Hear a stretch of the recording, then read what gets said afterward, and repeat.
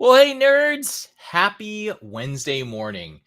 Let's just jump right into this. We are doing a one of its kind, first possibly, LinkedIn Live pop up 15-minute lightning round event. And this is because this guest right here, the one and only Professor J.J. Kennedy, is one of the leading minds in neuroscience and particularly in the combination that we've been talking about, which is neuroscience and games. So we're just going to do a 15-minute Q&A session. If anybody jumps in, who knows how this is going to go, but if you're here and you'd like to ask some questions, you are welcome to do so. We'll bring chat up on screen. Dr. J.J. Kennedy, who are you and what are we talking about today? I mean, I think this is so brilliant, John. The brain doesn't do very well as a marathon runner. So these 15-minute events are going to be very clickbaity. They're going to be very relevant to get attention because that is what gaming is about. It's about that instant gratification. It's not getting that repeat dopamine hit for effective activity. So maybe play with what's going on in the brain in the gaming. Speak about this geek out when they're playing, and what's the whole point behind this gaming revolution that's taken over pretty much the universe. I love it. In games, and I'm just going to give us a little bit more screen real estate until we start getting questions. That sort of incremental one piece at a time, there's a term that's in games right now kind of dominating the whole world behind the scenes, which is microtransactions, which of course means it makes it possible for you or I to play a game for free that we probably end up spending hundreds of dollars on in a year because we want skins and maybe better weapons and so on and so forth.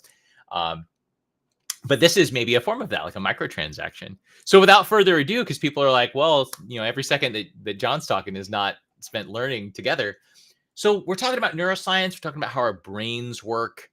If we do get questions, we're going to immediately prioritize jumping to those. But in the meantime, let's just talk about some of the sort of more interesting things about our brains.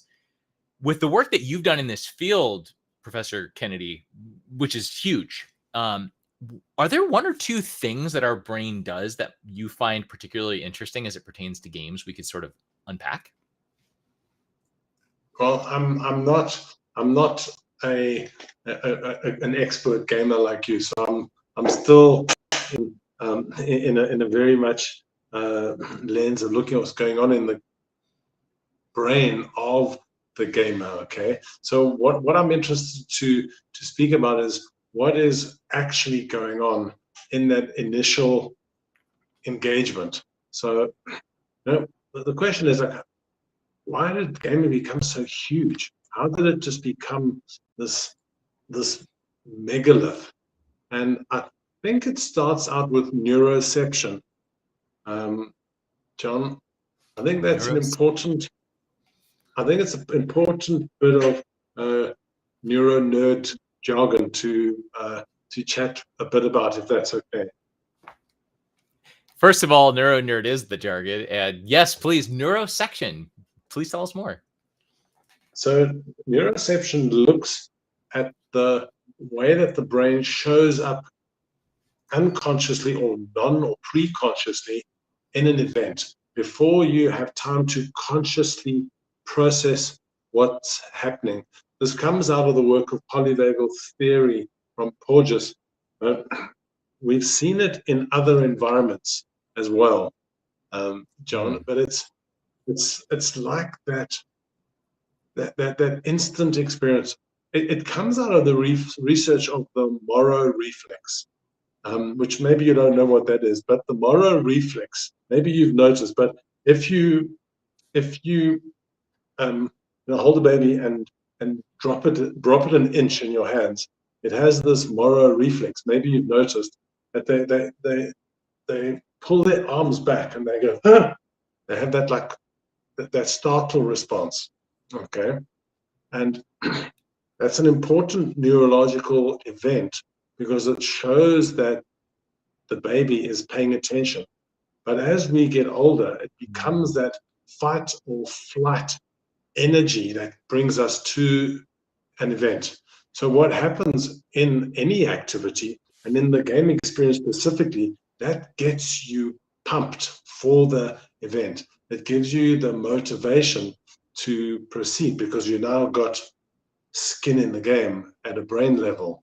So Mm. the neuroception, I think, is worth exploring about because, you know, once you're in an activity, you don't need to reason or justify. But it's that window between should I, could I. But once you're in, you've had that engagement. Then then you're lost. And I think that's an important point to speak about the immersion in a game, John, is that when you move from wanting to play to when you dive so in at a conscious level, at a level of consciousness. It's so interesting to explore the gamer's relationship to their own consciousness and their own self-awareness and their own self-perception in that environment. Mm. So you can see how I can take neuroception off to the races. Is this the response that those of us who are definitely lay people when it comes to neuroscience, would that be the same response that was in Inception when somebody falls backward in their chair and that wakes them up and pulls them into the next phase of waking? Is that the same moral reflex? I didn't think of that, but actually, yes, I didn't actually make that link. But now that you're nerding out on cool sci-fi movies, I love that reference. It is that when they come out of all the glue or the goo. That was such a good movie, wasn't it? Anyway, um, but it is about that level of engagement. It's such a good visual. Guys who's listening who haven't seen that, you should go and watch that movie. It's a good illustration of this point of how total immersion works at a neurological level, because you don't really have conscious cognitive ability to make a decision. You're kind of just lost in the moment. And that is when gaming works, when you've seen that you've actually got someone so lost in this, they've gotten to sleep for a couple of days or to get anything to drink or eat. And it becomes such an hypnotic experience. I think that neuroception is the beginning of that, definitely. That's super, super intriguing. You made mention of, and you just pointed out like 5 different doors that we could open and wander into those rooms of topics for hours now. Everything from flow state, you mentioned immersion, right? We're all as gamers very familiar with that. I call it the birds chirping effect, where you sit down and you're like, oh, 6:30 p.m. I could play for an hour or two. I could try this out. And you pick up the controller, you get your fingers on the WASD, and all of a sudden you hear the birds chirping, and it's 7 o'clock in the morning. And now, what happened? Flow state, right? Or immersion is the going term. Sounds like. You also mentioned that kind of immediate response when we see something or we react to it in the neuroception sort of chapter of our mental journey. How about nostalgia? This for me is something that comes up in anytime we're talking about neuroscience. Shout out to Ida Figueroa, by the way, who so beautifully began this conversation, gosh, months ago now, and it has just mushroomed out. But nostalgia, what is nostalgia? How does it work? And maybe this is something we talk about in a larger format, but any thoughts about nostalgia in gaming? So nostalgia in its own right it's such a complicated thing. So neurologically, what happens with the the hippocampal and limbic function is that there is an emotion attached to memory. So memory isn't very good in the human brain. We kind of remember things that weren't true. We kind of have autobiographical memory where we are the lead actor. We kind of get rewarded for remembering certain things and punished for remembering other things. So memory is is a black hole. So let's stay away from the black hole for a second. But in speaking about nostalgia, it's that sentimentality of the past. And unfortunately or fortunately, the brain glamorizes the past. I'm going to this Great Gatsby party, as I mentioned earlier, and in the 20s, and it was a shit time to live in the 20s, in the 1920s, and it was rough. People died young. There wasn't running water everywhere. People, but like ching ching ching ching, all these like cool songs. We glamorize the past, and in these nostalgic games, we have these personal associations with the cool stuff, not the horrible stuff. So when you're speaking about nostalgia games, what are you thinking of?